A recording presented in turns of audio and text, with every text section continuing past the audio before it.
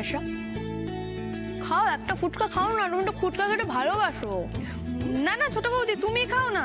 আরে আমাদের তো কোনো রেস্ট্রিকশন নেই, আমরা পরেও খেতে পারবো। আরে পরে খেতে পারবে বুঝতে পারছি, কিন্তু এখন এখান থেকে তো নাও। আমি একা একা গপ গপ করে এতগুলো ফুচকা খাবো বলো তো? আবার কাকিমণির দিকে কি দেখছো?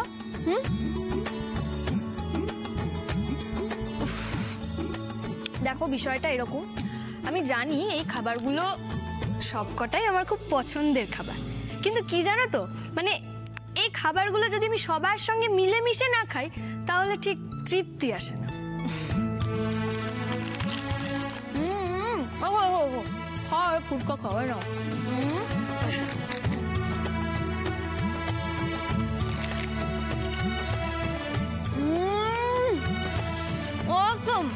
দারুণ বানিয়েছে তো। না খেলে মিস করতে, বুঝতে পারছো তো? সত্যি মিস করতাম। এই ছোটদা ভাই, এটা কোথা থেকে এনেছিস? বিবেকানন্দ পার্ক। আজ বকুলের পছন্দ মতো কলকাতার বিখ্যাত স্ট্রিট ফুড আমি নিয়ে এসেছি। তা ছোটদা ভাই, মাঝে মাঝে এরকম এফোর্ট তো আমাদের জন্য দিতে পারিস বল। মাঝে মাঝে কেন, এক্ষুনি এনে দিচ্ছি। মানে তোর পছন্দ মতো সব জাঙ্ক ফুড আমি এক্ষুনি এনে দেবো, বাট ওয়ান কন্ডিশন, কাল থেকে তোকেও বকুলের মতো ডায়েট মেনটেন করতে হবে। করবি? রক্ষে করো বাবা, এই সুস্থ শরীরকে ব্যস্ত করার আমার কোনো ইচ্ছে নেই।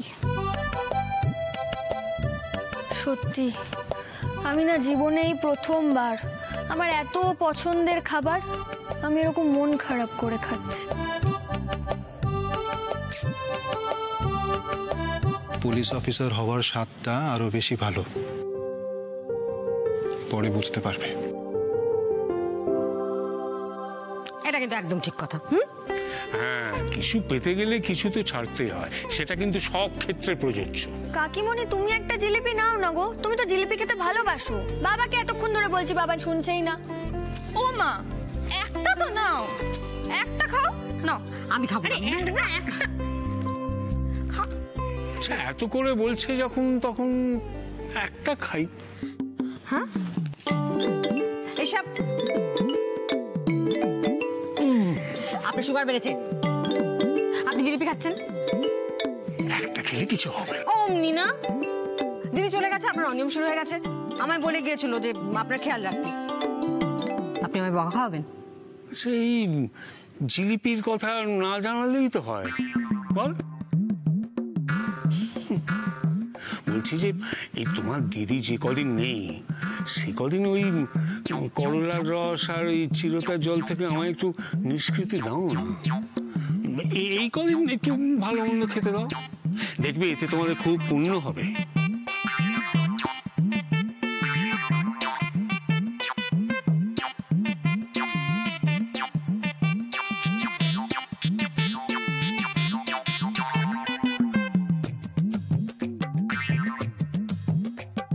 কাকিমণি, এক গ্লাসের জায়গায় 2 গ্লাস চিরতার রস খাওয়া।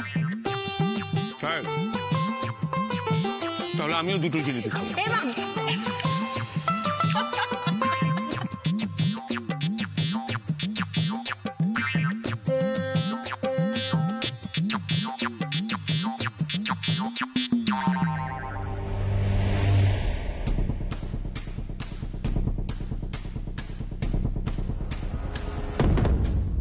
না, মনে তো হচ্ছে না এরা কোনো টেনশনে আছে।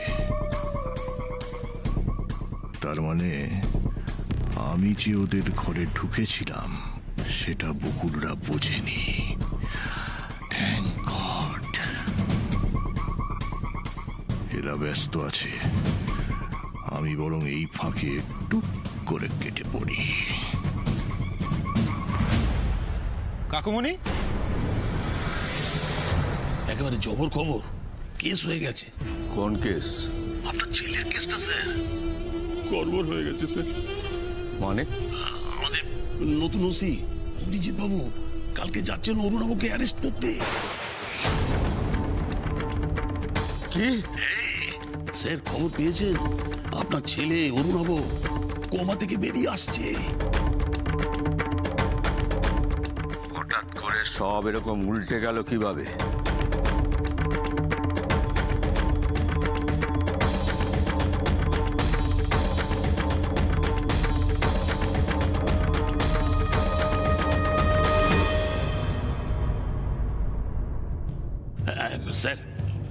যাচ্ছি, হট করে কেউ চলে আসতে পারে।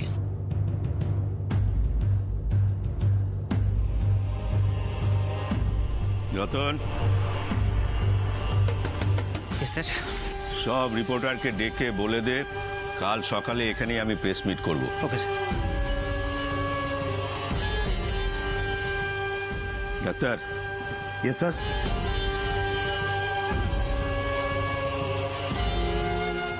আপনার সঙ্গে আমার একটা জরুরি কথা আছে। কি স্যার?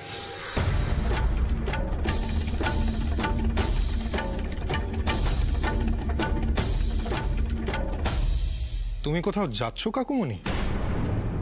হ্যাঁ রে, আমার এক বন্ধুর জন্মদিনের নেমন্তন্নে যাচ্ছি। কেন বলতো? কোন বন্ধু রে সমর? কৌশিক, তুই চিনবে না দাদা। তুই কি কিছু বলবি? হ্যাঁ, ওই তোমার কেটে গেছিল না তো, ওখানে ব্যথা নেই তো? আরে না না, এখন একদম ঠিক আছে। বাবা বকুল, হ্যাঁ একেবারে বিশাল আয়োজন করে খাবার খাচ্ছ দেখছি। আজ হচ্ছে ছোট বৌদির ইচ্ছে পূর্তি ডিনার। মানে সেটা আবার কি? সেটা হলো ছোট বৌদির সব প্রিয় স্ট্রিট ফুড খাওয়ার অদ্বৈ শেষ রজনী। কাল থেকে একদম কড়া ডায়েট মেনটেন করতে হবে। ও তাই? বেশ বেশ, তাহলে প্রাণ ভরে খেয়ে যাও। তুমিও খাও না কাকুমণি, একটা ফুচকা খাও। আরে আমি তো ভালো মন্দ খেতেই যাচ্ছি, তবে একটা ফুচকা খাওয়াই যায়। Thank you. আচ্ছা কাকুমণি, তুমি বন্ধুর জন্মদিনে যাচ্ছ, তা গিফট কোথায়? তোমার হাত তো ফাঁকা। পকেটে আছে। তাই কি গিফট গো? কাফলিং।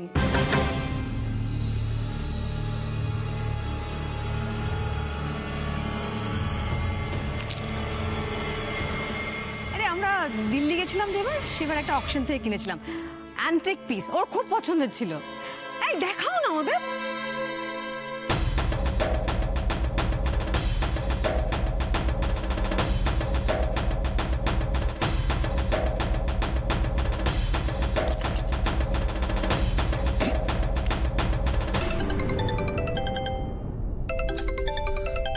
হ্যালো, হ্যাঁ বলছি, কে?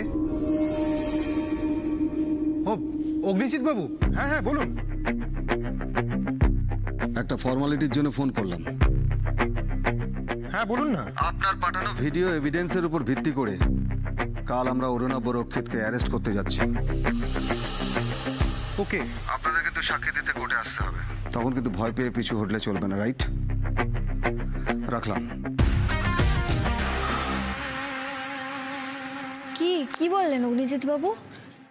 এই যাত্রায় মিষ্টির বুদ্ধি আমাদের অনেক বড় উপকার করলো।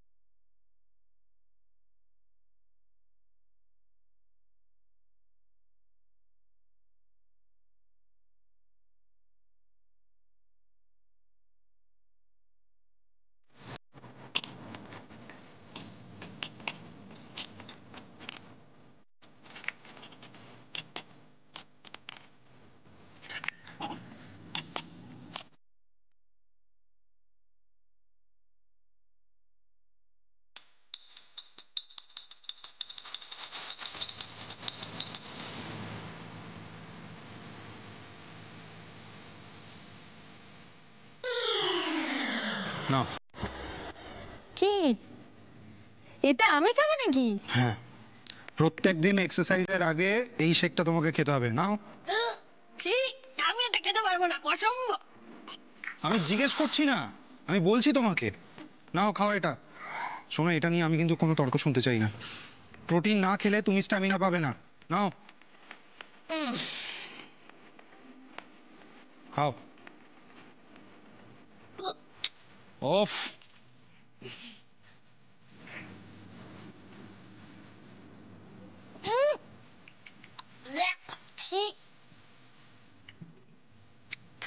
এটা আমি খেতে পারবো না। তোমার দরকার হলে তুমি আমাকে নিয়ে একটু বেশি খাটিয়ে নাও, বেশি দৌড় করিয়ে নাও, এটা খেতে পারবো না, অসম্ভব।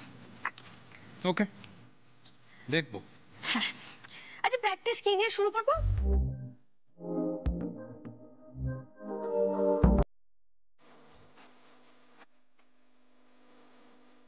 রফতার।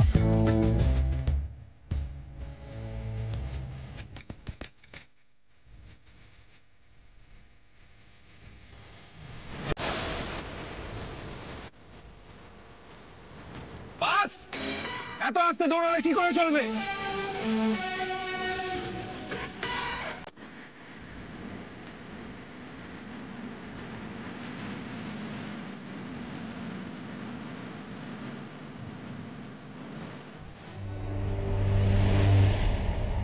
বলুন আপনাদের কি প্রশ্ন আছে?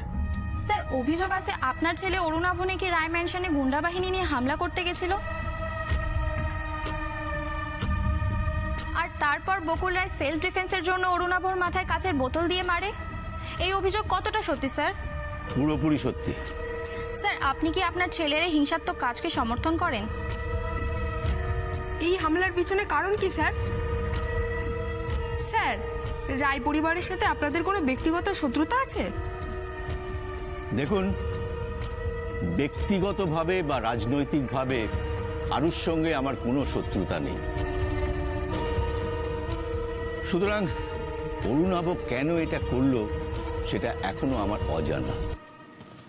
ছেলে সেন্সে ফিরলে জানতে চাইব। তবে কারণ যাই থাকুক না কেন, ওর এই জঘন্য অপরাধকে আমি কোনোভাবেই সমর্থন করি না। অত্যন্ত ভিন্ন অপরাধ করেছে অরুণাভ। স্যার, আপনার ছেলের জ্ঞান ফিরে কি আপনি তাকে আইনের হাতে তুলে দিতে প্রস্তুত স্যার? দেশের একজন দায়িত্বশীল নাগরিক হিসেবে আমি আমার সব কর্তব্যই পালন করব।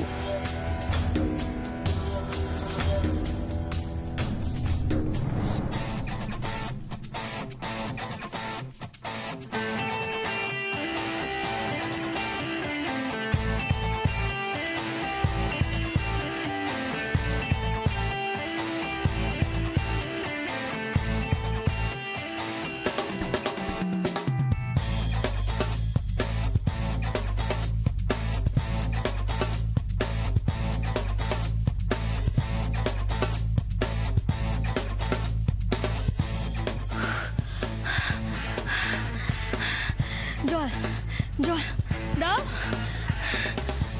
এই তুমি পুলিশ অফিসার হবে?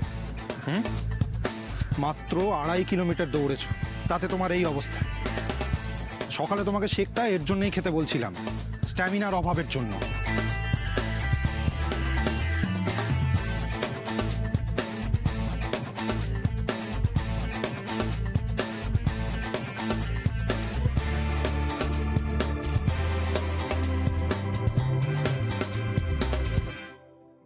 পাঁচ কিলোমিটার পরে একটা চায়ের দোকান আছে, এরপর একেবারে ওখানে গিয়ে থামবে।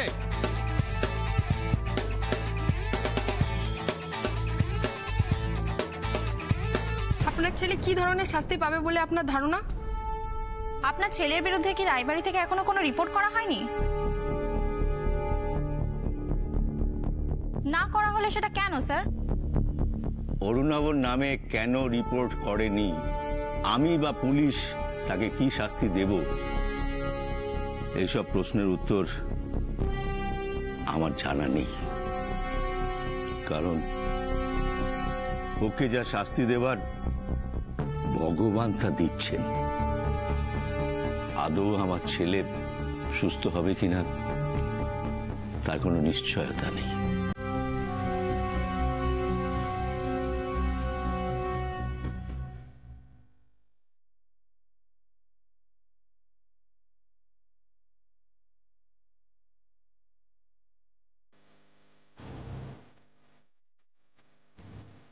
ডক্টর বোস, আপনি তো এখন অরুণাভর চিকিৎসা করছেন, ওর কন্ডিশন এখন কেমন? কন্ডিশন খুবই ক্রিটিক্যাল। আজ যদিও সেন্স ফিরেছে, কিন্তু লাইফ সাপোর্ট এখনো খোলা হয়নি। আসলে এই ধরনের পেশেন্ট শেষ পর্যন্ত সার্ভাইভ করে গেলেও আরও অন্যান্য অনেক কমপ্লিকেশনসের সম্ভাবনা বেড়েই যায়।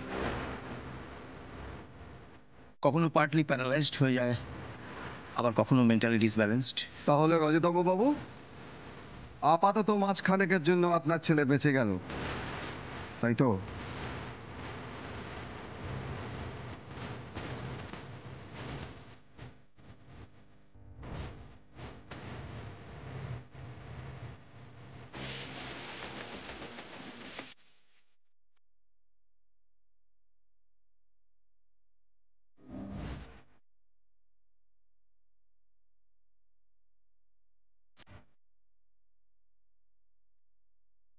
তিনি যে আমার আসার খবর আপনাকে আগের থেকেই দিয়ে রেখেছেন সেটা আমি জানি, কিন্তু একটা কথা কান খুলে শুনে রাখুন, আপনি যতই ছেলেকে বাঁচানোর চেষ্টা করুন, অরুণাব সুস্থ হলে এখান থেকে বাড়ি নয়, সোজা লকআপে যাবে।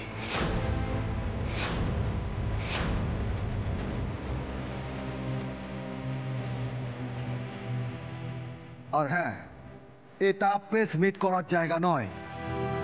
আপনার ছেলে ছাড়াও এখানে অনেক পেশেন্ট আছে, সুতরাং কাউকে ডিস্টার্ব না করে যা করার বাইরে গিয়ে করুন।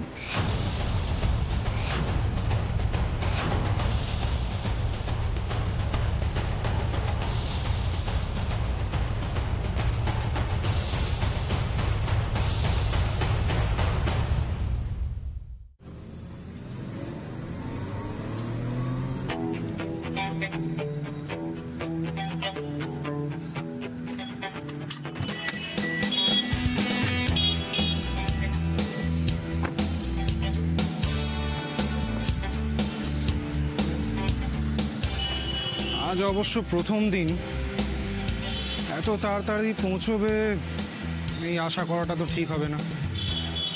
স্পিড বাড়তে একটু তো সময় লাগবেই। কাছাকাছি কাছাকাছি কি বলছিস? এমন কোনো জায়গা নেই যেখানে খুঁজিনি, কোনো ব্লাড ব্যাংকের রক্ত পেলাম না। ছেলেটা যে কি হবে বুঝতে পারছি না। আমার মনে হয় না, মানে তুই না একবার তোর বসকে এই ব্যাপারটা একটু বলে দেখতে পারতি। উনি তো অনেক বড় মানুষ, নিশ্চয়ই একটা কোনো ব্যবস্থা হয়ে যেত না? আর বস, উনি ওনার নিজের ছেলেকে নিয়ে ব্যস্ত এখন। আমার মতো একজন ছোটোখাটো কর্মচারীর সাহায্য কি উনি এই সময় করতে পারবেন? সময় আছে ওনার? আরে শোন শোন, আগে আমার কথাটা শোন। তুই এত উদ্বিগ্ন হস না, তার থেকে বরং ভালো হয় কি একবার আমাকে ফোন কর তুই। হ্যাঁ, তুই একবার ফোন কর, তারপরে দেখ, নিশ্চয়ই কোনো একটা ব্যবস্থা হবে। তোর কি ধারণা আমি ফোন করিনি? এই দেখ, কাল থেকে কতবার ফোন করেছি, একবারও ফোন ধরেনি। কিন্তু রক্ত তো আজকেই দেওয়ার খুব দরকার ছিল রে, খুব মুশকিল হয়ে যাবে তো এই ব্যাপারটা। আর বলিস না, ভাবতে ভাবতে আমার মাথা খারাপ হয়ে যাচ্ছে, কি যে করবো। দাদা, এক কাপ চা দিন না।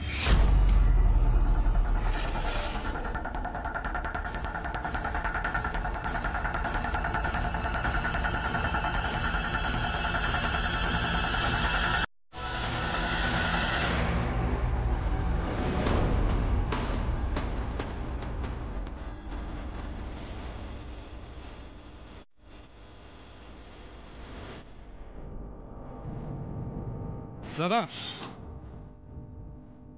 আপনার পার্সটা পড়ে গেছে।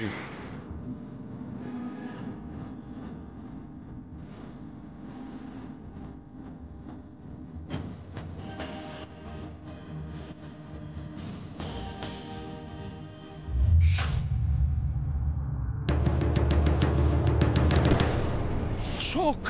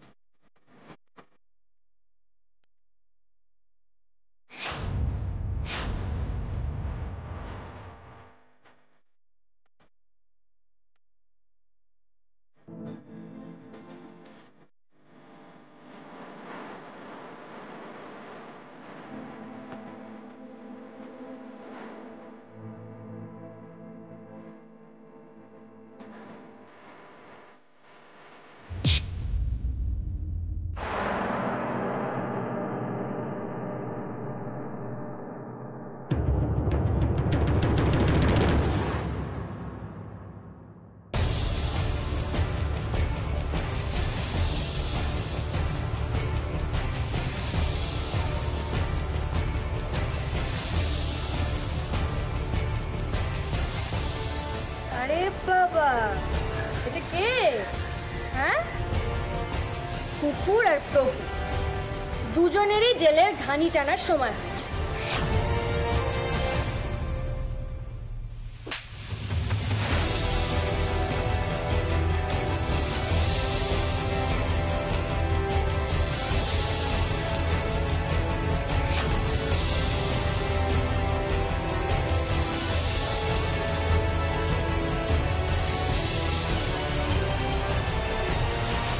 চুনোপুটি তো ধরা পড়লো, রাঘব বোয়ালকে ধরা কি এত সহজ হবে? সহজ হোক আর কঠিন, ওই রজতব রক্ষিতকে এবার লকআপে ঢুকতেই হবে। স্বয়ং ভগবান ওকে আর বাঁচাতে পারবে না।